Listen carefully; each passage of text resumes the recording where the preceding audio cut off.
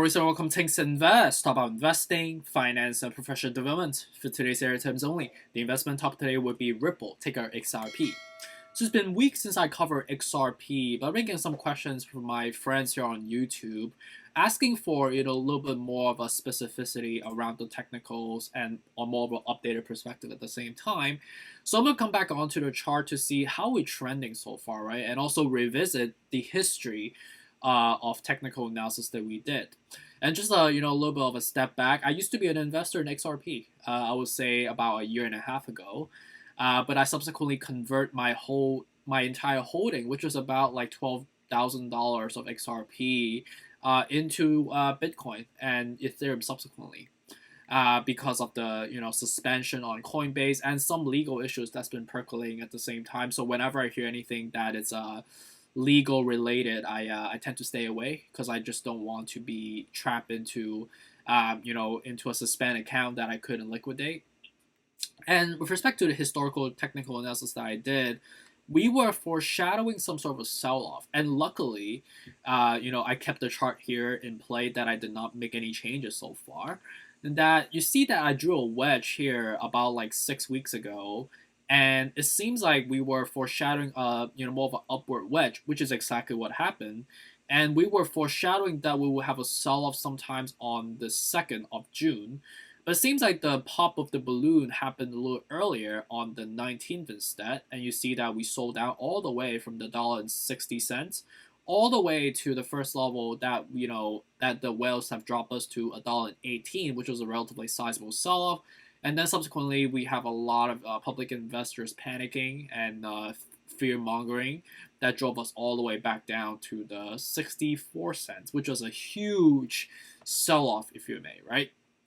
And ever since then, we've been just like kind of sliding off the cliff, with the whole euphoric pump, and then the, people were denying, and then the bull trap. So the whole movie played out per the cheat sheet that we've had, right? It seems like we were percolating, and that the next bull rally was, progressing. So with respect to the current time frame, the technical seems to be still in play. I have not really changed anything so far. I made some updates with respect to the recent trends, but beside any of that, the bottoms I have not changed anything so far. So with respect to the MACD and the RSI right now, we form a death cross. You could see that we recently just formed. So it doesn't look good with respect to how it's set up right now. It seems very bearish. Because it seems very much like the cheat sheet that we talked about, right? We have that euphoric pump because of the B word summit, and I think the balloon start to inflate starting on the 20th, if I'm not mistaken. Yeah, exactly. You see on July 20th, we've been percolating ever since, right? And this is comparable to the entire crypto market, not just for XRP, but for Solana, for Cardano, with respect to Ethereum and Bitcoin as well. But XRP is a little bit more drastic because it's a smaller cap, and also with respect to price sensitivities, people are typically investing into cheaper alternatives, right? And XRP, is a cheap option, $1. You could buy one shares with $1, right? Or about a share, if you may, right? And seems like we are just trading on sideways fashion. We hit that paradigm, which was the $1.34, which was the peak, and it seems like we couldn't get there in comparisons to how we were surging before. So it seems like we are just trading on a sideways fashion right now, percolating. And, with respect to the RSI, we're still overbought. We're cooling down because of the recent sell-off that we've had. But ideally, would I be buying now? Knowing the fact that we have some run-up before, we're still in the midway. I wouldn't be surprised if we have another surge again because of the dead cat bounce, which, we still haven't completely formed.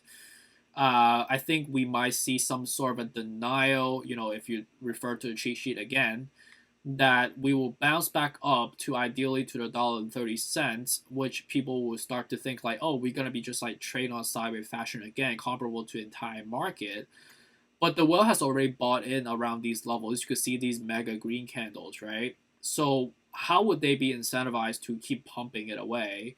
Unless there's some corporate adoption or some seismic change in the business value proposition perspective, that's a corporation start buying massively. But that's something that I don't know if that will be the case, right? And the more comfortable level would be somewhere around like the $1.10 mark, which we are kind of hovering around. But I think the lack of actually breaking down, knowing the fact that there isn't really a lot of substantive level, would be the dollar mark, right? And the dollar mark is something that we have tested prior, like at least 6 times here.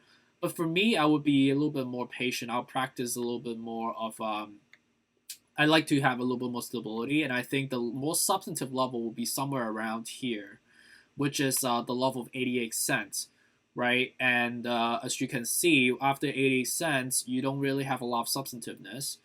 The next level will be 78, but I actually think the 78 is just a more of a $75 like flat number. Is like basically 3/4. That ideally for me, I will buy the 69 and the 57, which I think should be the bottom per the bottom that we tested, the 50 cents, right? Which technically it is a bottom, as a flat number perspective, right? So these are the levels. We do have multiple resistance level, but some are a little bit more substantive than others. And I've identified the ones like $1, 88, 69, and 57 would be the ones I would dollar cost average at ideally. And with respect to the bubble charts, right? Again, I think we are around the bull trap level, and the return to normal level. I think people are just thinking we're going to be trading on a sideways fashion. But next thing you know, you're going to see a surge, and then people are going to start FOMO in. And once they FOMO in, the whales are going to be incentivized to sell. And once you sell, you're going to see a huge account dropping it. And you're going to drive fear and capitulation and basically in the blow off phase. And I think we are in the blow off phase for XRP. And with respect to price target, I would be a little bit more patient. 88, 69, and 57 would be the level that I would be ideally buying it, but knowing the fact that Coinbase doesn't allow me to buy it, and I'm still frustrated with, my experience, in terms of functionality and some of the, iffy activities that we've been hearing from CNBC so far, right? So that's something that I am contemplating on switching to a hard wallet, which I'm looking into.